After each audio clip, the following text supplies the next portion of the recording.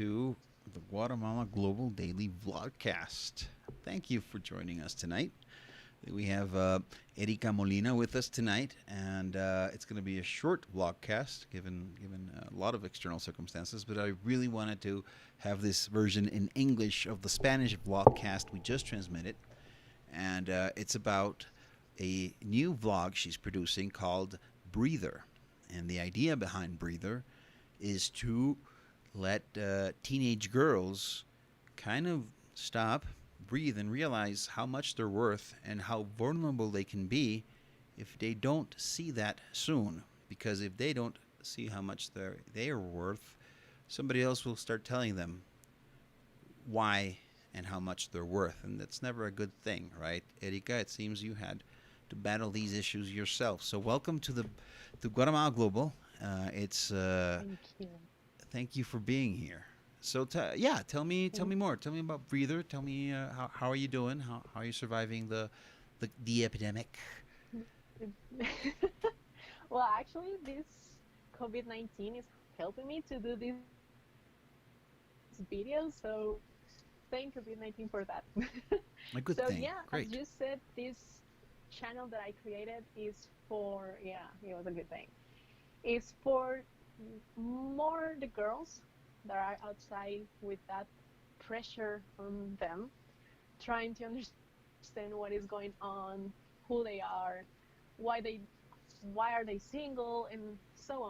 But this started because of my experience in life, why I had to deal with a long time ago when I was 15 years old, and everything started because I was like the loser at school.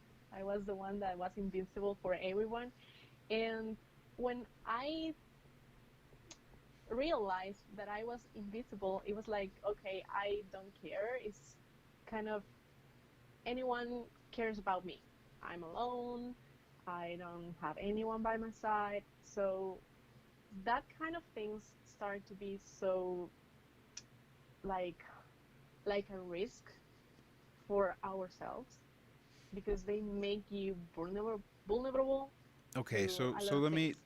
just let me And rephrase. yeah, But essentially, when you were 15, you were in school and you felt very out of place and invisible. I remember you also said you were yeah, doing some sports, and that was a good thing. But usually, you felt ugly and unappreciated and unimportant. And of course, these are feelings of insecurity when you're a teenager, and these feelings make you extremely vulnerable. exactly. And guys know this for some Yeah, reason. They've been they actually there's a lot of peer to peer motivation and coaching amongst teenagers to go out and get the girl. Movie in Hollywood and in society also kind of puts you in this role where you're either the unpopular kid who will be expulsed from society, or you're the cool kid that pleases everybody, right? And you started being very, very pleasing to exactly. everybody, right? Or and this is where you're Yeah, at right now. exactly. Okay. Yeah, so I was like, okay, I don't know what to do with myself, so I'm going to please everyone. So when I turned 18 years old, I met this guy. He was my first boyfriend, and when I realized that someone else had put his eyes on me, it was like, wow, someone is looking at me, someone is interested in me. So that made me feel like I was like the most amazing girl in the world. But because of that, I started to accept a lot of things about him that I didn't even like. For example, I didn't used um, to drink alcohol. I didn't used to do that, but because of him, I started that. I started to think that because he liked it, I had to like it too. And was And that it's was something that that valid? happens a Like lot it? because, Wait, just a question. If you were to said yeah, if you had told him, look, I don't like beer, what do you think his reaction would have been? actually, I thought that his reaction would be like, oh my God, so I don't like you. go on, So continue your way. So I Okay. thought he will break up with me. Yeah. So you didn't really confront him. You didn't express your interest. You just kind of went along with it. No. Okay. Yeah. And Okay. that's a mistake, a big mistake. Ah, interesting. Yeah. Okay. Okay.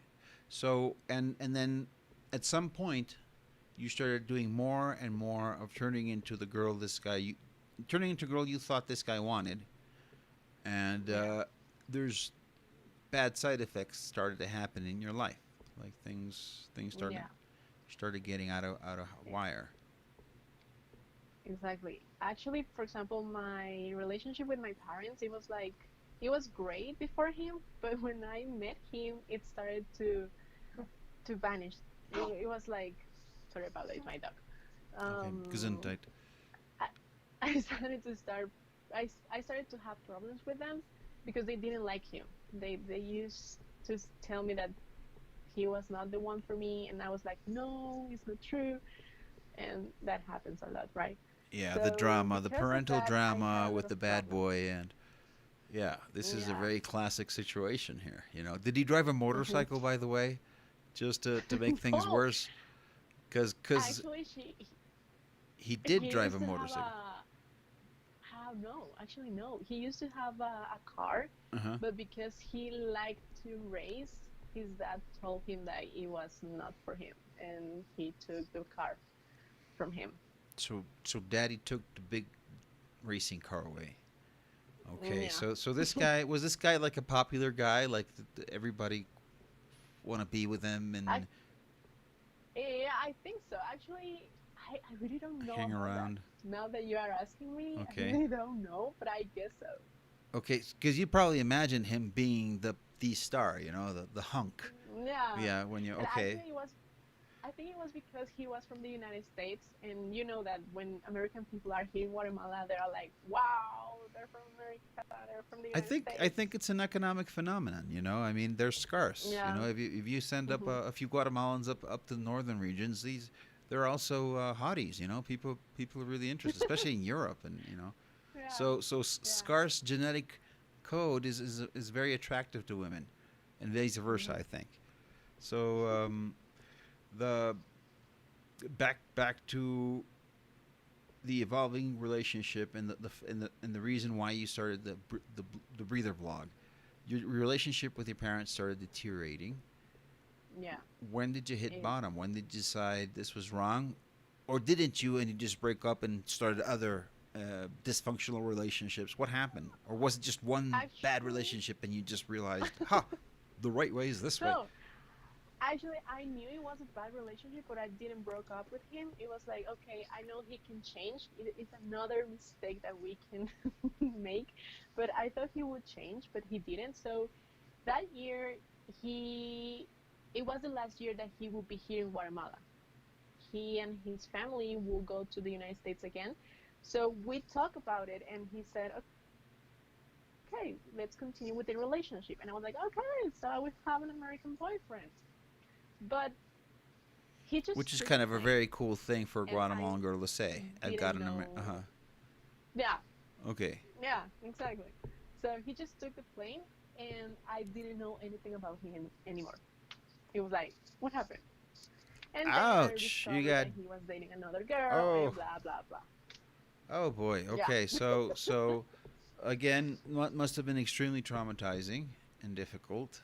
What happened Hmm. after that? What'd you Yeah. do? Did you have another Uh, boyfriend after that? no. After that, I was like really sad, Mm-hmm. and because of my family and everything that was really bad here at home, I was feeling so lonely, and I started to hate myself. It was so well. Anyway, Mm-hmm. the thing is that I was really sad, and one night, this will sound really crazy, but one night I was talking with myself, and I was saying, okay, God, if you really exist, please just hug me. Send someone to hug me, but I don't want anyone that will be a friend of mine or anyone that I know, because I will know that because he likes me or he loves me, they will hug me. So please just hug me if you really exist. And imagine that it was a Thursday that I said that, and on Saturday I went to an event of a church that I'm going now, And I was kind of, I don't want it because I don't want anything religious. I don't want to have to deal with this kind of people, Christians people, because I used to talk about bad about them. And I was there with my mother, and they told us to just stand up and pray. But I didn't do anything. I just stood up. So when I was there, a girl that I don't know who she was just came, just approached to me, and she said, I will give you something that you asked me to give you. And she just hugged me. And I was like, oh my God, this is real. So now I understand that you really exist. So since then, I started to to get closer to God because I understood that He really wants to be with me. He really wants me to know about Him and how much He loves me. And now that I'm here, that's why I wanted to create this channel, Breather. Who do you expect your audience to be in Breather? How were your first videos doing? Well, actually, I want my audience to be like teenagers, most of it, yeah, because I know they have most of the pressure. And for now, I just have 4 videos, one in English and 3 in Spanish. And actually, I think I'm going well with that. It's going pretty well there. I expect to have more audience. I really don't know what's going to happen, but I really want teenagers to watch these videos and to find out who they really are. I think that's fantastic. I think more teenagers who have people that have a few years ahead of them, not so many that they can't relate, but a few years, 10 years away, um, to give them some guidance. I think the world is getting very complicated right now. There's a lot of influence, there's a lot of people Yeah. putting pressure, and neuromarketing has managed to teach us things that are bizarre. Just for an Mm-hmm. example, I'm going to go back to TikTok. I Mm-hmm. have seen so many women dance this very provocative dance with little pasitos or something, and and I have to say it's incredibly addictive. But from a sociological perspective, it's incredibly destructive. Or maybe it's not destructive. My other question is, do you appreciate what is it? What is the ideal um, attitude for a girl in these ages right now? Like, what would be like a super confident teenager today? How would you Actually, describe her? I think I will describe her like a girl who knows exactly what she wants in life. But it's kind of difficult because they need to live more. So, for example, TikTok has a lot of things that they can do there, and like this kind of girl that I'm kind of trying to convert. I think that she will be this kind of girl that will send messages, like good messages. For example, okay, And I know that I'm single, but mhm. I know that I deserve better. Okay, And yeah, and not being that race that everyone is right now. That okay, I have to hurry up to get a boyfriend because I'm 20 years old and I'm getting older. And it's not like that. It's you have to meet people. You have to know people, to know exactly what you really want in life. So yeah. was this when you went to this church? Was it your first time there? Did you convert to that church in a way, or is it Yeah, just in a? actually, it Uh-huh. is just what. Oh no! So What, you, what you what would you you say? converted, or if it was just part of your way of approaching God, and you have multiple sources to find Him, or was this place the place to find Him now? I think it was the place. It was the church that helped me a lot to approach God. Um, and because of who they are and how they are, it's kind of okay. You have this freedom to understand who God is, and not like you have to follow like a lot of routines, like a lot of things that they will say just to let you know who God is. It's kind of you have this freedom that you will know God the way He really is, and not this God like angry God or this religious God or whatever. So I think this church helped me a lot to understand that God wants us to be free, but in a good way. Well, that's wonderful. I think anything that helps a young woman feel strong about herself, feel strong, and be strong, and demand better for herself is excellent.